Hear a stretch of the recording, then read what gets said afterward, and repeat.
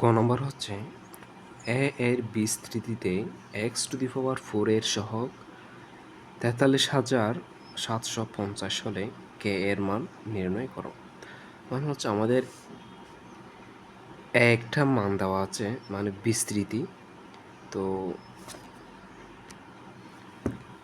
একে দ্বিপদী উপপাদ্যের বিস্তৃতির সাহায্যে আমরা x⁴ এর সহগ যেটা আসবে ওইটা সমান ৪৩,৭৫০ ধরে আমাদের কে এর মান বের করতে হবে।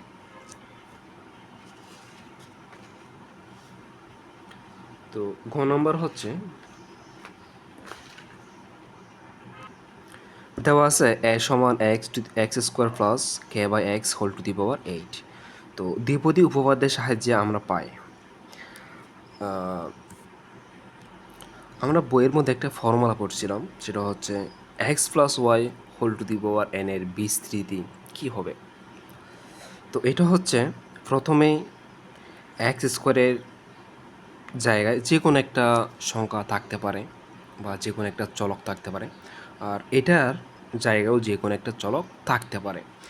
তো সেম আমরা যেখানে বইয়ের মধ্যে x+y⁴n পড়ছি, তো এক্সের জায়গায় এখানে x² আছে আর ওয়াইয়ের জায়গায় k/x আছে। তো আমরা এইভাবে দ্বিপদী বিস্তৃত করব। এখন x² যেটা আছে, প্রথমে যেটা আছে এইটা, যেটা পাওয়ার আছে, পাওয়ার এটা হচ্ছে n এর মান 8। তো x⁴n তার মানে কি x হচ্ছে x² আর এটার উপর যদি এই পাওয়ারটা দিই 8 দিই, তাহলে x² প্লাস, তো এখানে যেটা প্রথম পদ মানে x²⁴ এটা মূলত এইভাবেই থাকে যে 8c0 x²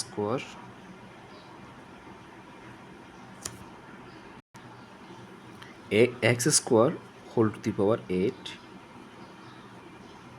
k/x⁴0।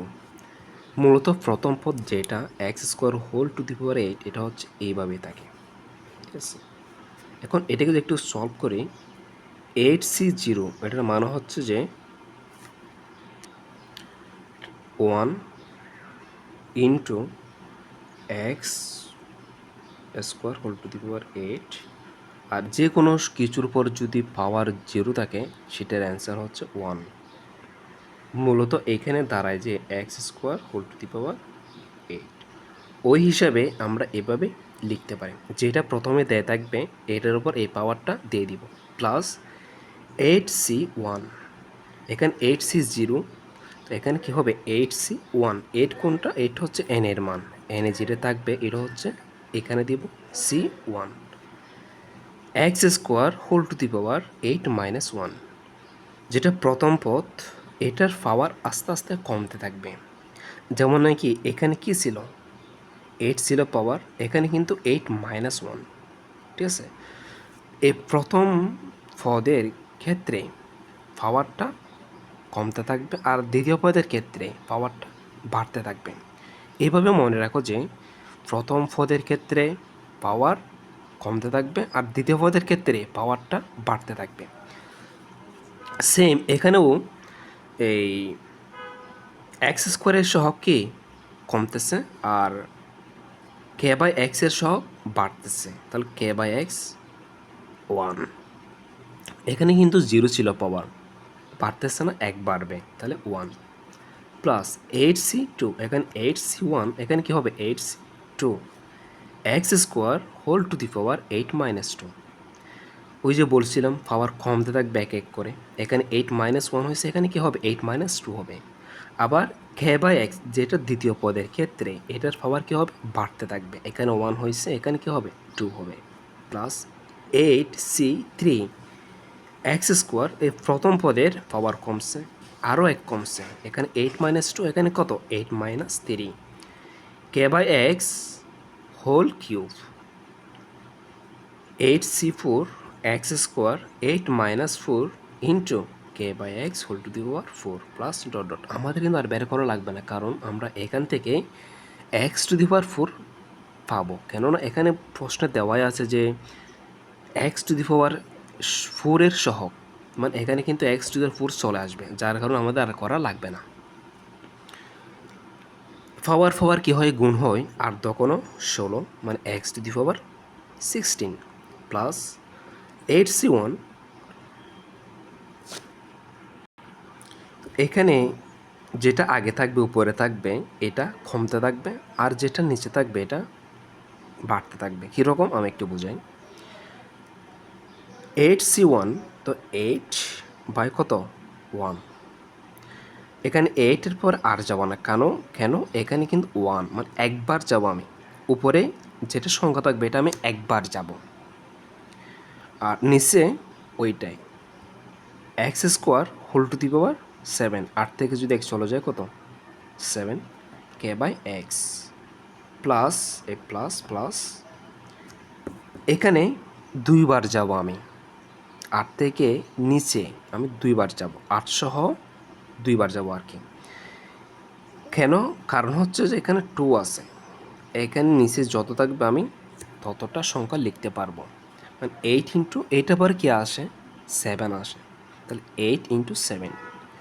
নিচে কত যাবে ছোটো থেকে বড়, মানে এখানে 2 আছে, তাহলে 1 2, এরপর লিখতে পারবো না, কেন এখানে সর্বোচ্চ 2, মানে 1 2 এক্স স্কোয়ার, আর 8 থেকে যদি 2 চলে যায় 6 k by x whole square plus, তাহলে এখানে কয়বার লিখতে পারবো, তিনটা সংখ্যা লিখতে পারবো গুণ আকারে।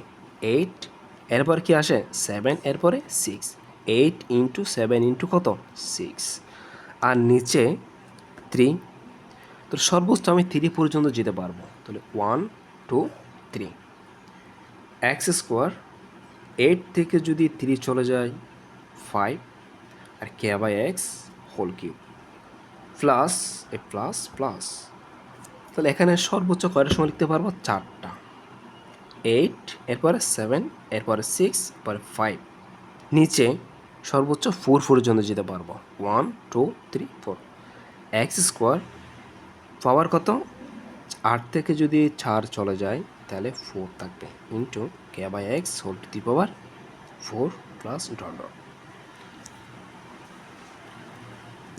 তাহলে x to the power 16, x to the power 16, 8 ভাগ করলে কত 8 আসবে, এক্স 7 দোকানো 14 into K by x plus 7 গুণ 8 56, আর 2 গুণ 1 2, এক্স টু দি পাওয়ার 12 14 কোনো 12, আর কে স্কোয়ার এক্স স্কোয়ার প্লাস 8 গুণ 7 গুণ 6 দিলে 334, 1 গুণ 2 গুণ 3 6, এক্স টু দি পাওয়ার 5 দোকানো কত 10, 5 গুণ 2 মানে হচ্ছে 10, k by x whole cube k cube x cube plus 8 গুণ 7 গুণ 6 গুণ 5 সমান 1680, আর 1 গুণ 2 গুণ 3 গুণ 4 সমান 24, 8 দোকানো কত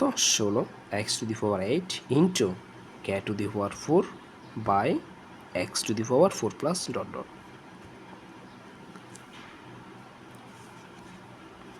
x to the power 16 plus, এখানে যদি কাটাকাটি দিই এক্স, অথবা পাওয়ার বিয়োগ দিই, ভাগের ক্ষেত্রে পাওয়ার কি হয় বিয়োগ হয়, 14 থেকে যদি এক্স 1 কমে যায় তাহলে x to the power 13, x to the power 13 খে প্লাস 56 ভাগ 2 28, এক্স টু দি পাওয়ার 10, এতে 12 থেকে যদি 2 চলে যায় পাওয়ার, তখন এক্স টু দি পাওয়ার 10 থাকবে, কে স্কোয়ার প্লাস 334 ভাগ 6 দিলে কত আসবে 56 আসবে, এক্স টু দি পাওয়ার 7, এতে 7 ভাগ করলে 7 আসবে, কে কিউব প্লাস এটাকে যদি ভাগ দিই তাহলে 70 আসবে, x to the power 4 k to the power 4 যেখানে দেখছো এক্স টু দ্য ফোর কিন্তু চলে আসছে, যার ফলে আমাদের আর করা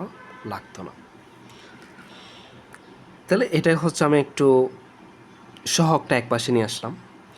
x to the power 16 plus 8k x to the power 13, just এখানে যেটা সহগ থাকবে এ পুরো একটা সহগ আমি এক্সের আগে নিয়ে আসলাম, ঠিক আছে, সুবিধার্থে যাতে সহজে বুঝতে পারো।